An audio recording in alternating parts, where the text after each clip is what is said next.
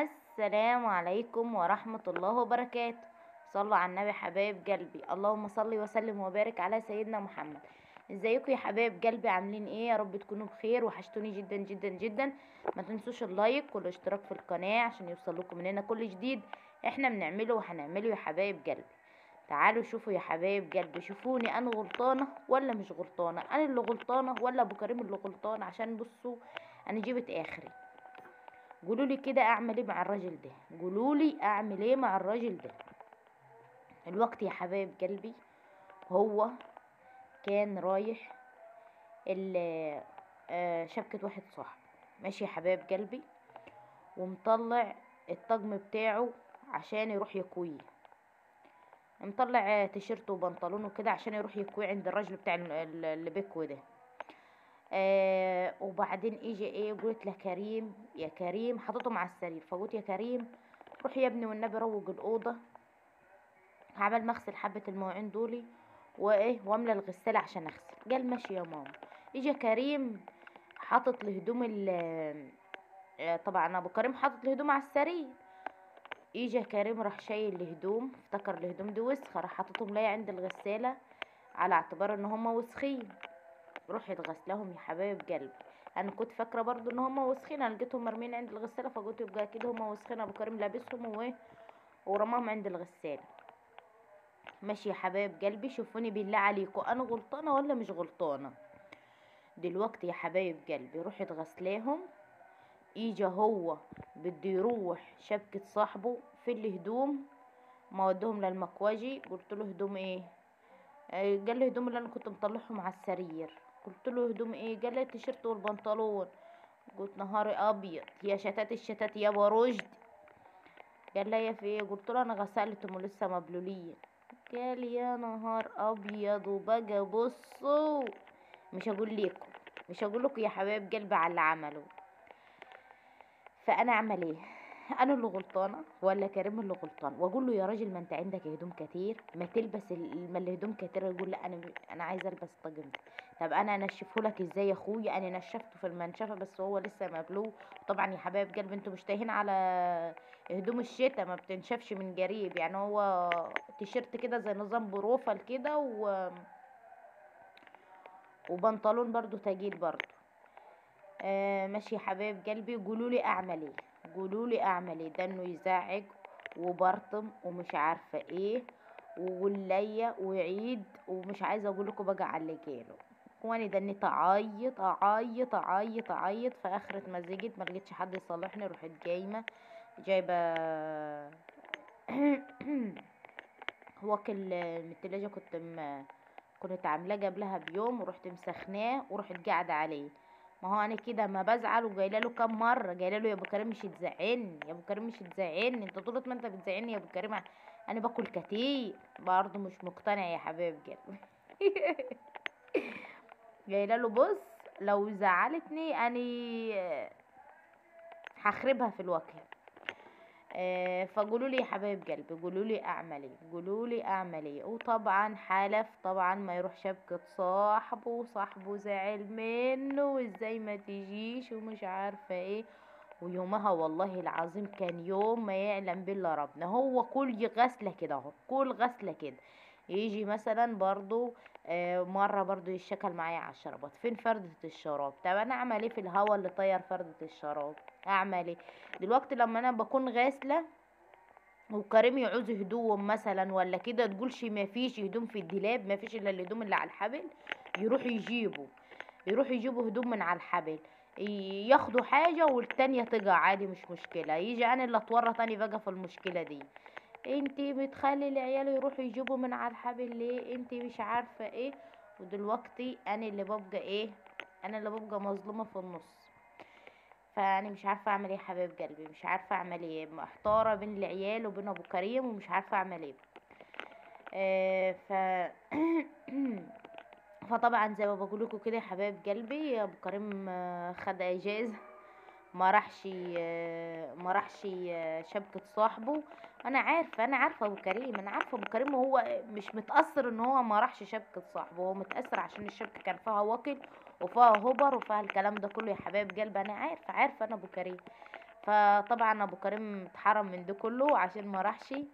وليه عشان خاطر الطاجن. هو يا اخويا ما فيش الا الطاجن ده اللي موجود عندك. ما انت عندك كام بنطلون وكام تيشيرت، ما تلبس اللي تلبسه. هو زي ما بقول لكم كده يا حبايب قلبي. ودلوقتي احنا غسلنا وطالعين ننشر اهو. والله العظيم والله العظيم يا حبايب قلبي، انا بصوا بضحك معاكم كده بس انا زعلان. يعني انا بضحك معاكم كده بس انا زعلانه متاثره من جوايا كده على الزعيق اللي ابو كريم زعقوا ليا. ومش هقول ليكوا بقى، مش هقول ليك ومش هقول لك ابو كريم ده اهو. مش تشوفوا بس ابو كريم كده طيب كده قدام الكاميرا كده. وما ادراكم ما وراء الكواليس، وما ادراكم ما وراء الكواليس. شوف هو بيظهر قدام الكاميرا بالعافية بالعافية كده، بيظهر قدام الكاميرا. تعالى يا ابو كريم قول لها انا ما بحبش التصوير، انا مش بحب اقعد قدام الكاميرا، مش عارفه ايه، انا بنكسف. انا قلت له يا اخويا مش بتنكسف وانت بتزعق، تلم علينا الجيران. فقولوا لي يا حبايب قلبي، قولوا لي في الكومنتات انا غلطانه ولا مش غلطانه. قولوا لي انا غلطانه ولا مش غلطانه. اعمل ايه؟ اعمل ايه؟ انا ما مش بيدي حاجه. هو كريم هو السبب في المشكله دي، كريم اللي سبب في المشكله دي. فاللهم صل وسلم وبارك على سيدنا محمد يا حبايب قلبي. انا بقى بمنتج لكم الفيديو دي بقى من فين؟ وانا في الشرقيه.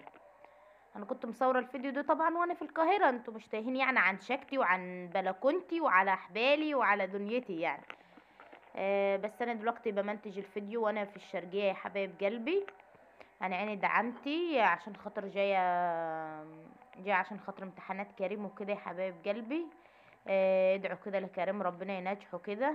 مش عارفه كريم ابني ده هينجح ازاي، هينجح مش عارف. مش عارفه هينجح ولا ايه بالظبط، ولا عارف اي حاجه في اي حاجه، مش عارف. بوديه للمس زي ما بوديه زي ما بيجي كل واحد. ما فيش. مش عارف يطلع. لمه كانت ناصحة في المدرسة وشاطرة شطورة وبتطلع من الأوائل آه، بالتأكيد ان هي كان جايبة ملحق في الانجليزي ومش عارفة ايه كده يعني. ماشي يا حبايب قلبي. مش عارفة الحنجرة مالها، الحنجرة بايظة عندي خالص. فزي ما انتوا شايفين كده يا حبايب قلبي. وهو ده حكاية اليوم، وهو ده فيديو اليوم. وما تنسوش بقى لايكاتكم كده، لايكاتكم يا حبايب قلبي. واشتراكاتكم كده يا حبايب قلبي. واللي مش اشترك في القناة كده يا ريت يشترك يا حبايب قلبي. وما تنسوش كده تكتبوا لي كومنت حلو كده، اجبروا بخاطري في الكومنت كده وقولوا لابو كريم ايه يا ابو كريم مالك انت بتكفش كده ليه على ام كريم كده، اي حاجه كده عشان خاطر هو خلي في بالكم يعني. انا ببقى بقرا الكومنتات كده وبسامعه بقول له شوف فانزاتي يا احبابي كاتبين ليا ايه، شوف مش عارفه ايه. فانتوا لازم كده ايه تكتبوا لي كده، قولوا لابو كريم انت اللي غلطان، ام كريم مش غلطانه، انت اللي غلطان يا ابو كريم. حتى لو شايفين ان انا غلطانه يعني اقفوا معايا، اقفوا معايا يا حبايب قلبي. فطبعا اللهم صل وسلم وبارك على سيدنا محمد. مش عارفه ابقى عايزه اقول لكم كلام كتير كتير كتير كتير كتير. واول ما باجي منتج الكلام كله بنساه، وبعد ما اخلص مونتاج افتكر الكلام. طب اعمل ايه انا للحوار ده؟ مش عارف.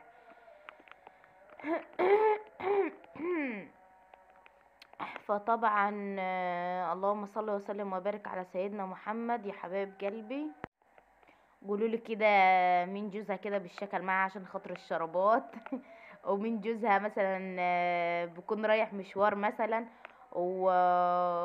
وعايز يلبس حاجة محددة، ويلاقي ان مراته غسلاله الهدوم وكده ومبلولين، فمش عارف يروح المشوار بالهدوم ديت مش عارفة ايه كده. فطبعا ده بصوا بيحصل في اي بيت مصري، يعني اي بيت مصري عربي اي. ده بيحصل يعني ماشي.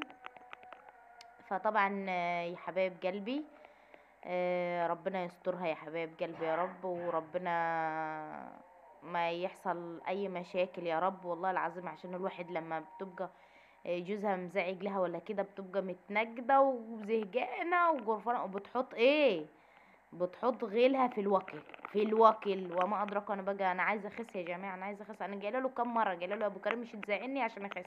طول ما انت بتزعلني يا ابو كريم وانا حدان ناكل فهضرب في بعضي. فعايزني كده ابقى عودي سمباتيك كده ومية مية، مش تزعلني يا اخويا. قال لي ماشي يا ام كريم حضري، انا اقدر ازعلك يا ام كريم؟ انا مش عارفه ايه. فبقول لك ايه، زي المثل اللي بيقول في مثل الحدانه كده في الشرقيه، يعني على اساس ان هو مش في الا حدانه في الشرقيه يعني. المثل ده بيقول ايه: كلام الليل مدهون عليه سمنه، يطلع عليه النهار يسيح. ماشي يا حبايب قلبي. الكلام متزوج ساعة المشكلة تلاقوا الكلام خلاص كده اتحول اتجلب بقى. فوالله العظيم ابو كريم غلبان وطيب. بس هو بيتضايق شويه يعني، بتعصب وكده وانا وجات على فكره كنت برضو وانا بنت كنت اما اجي اروح مشوار اجي القى امي غسالة الهدوم اللي انا بدي اروح بها، كنت بتضايق برضو. وبس يا حبايب قلبي، وهو ده حكاية اليوم وفيديو اليوم، وده يا حبايب قلبي نشرنا اهو وخلصنا نشير. ماشي يا حبايب قلبي، وبالله عليكم يا حبايب قلبي ما تنسوا اللايك والاشتراك في القناة، ومع الف الف الف سلامة، واشوف وشكم على خير. باي.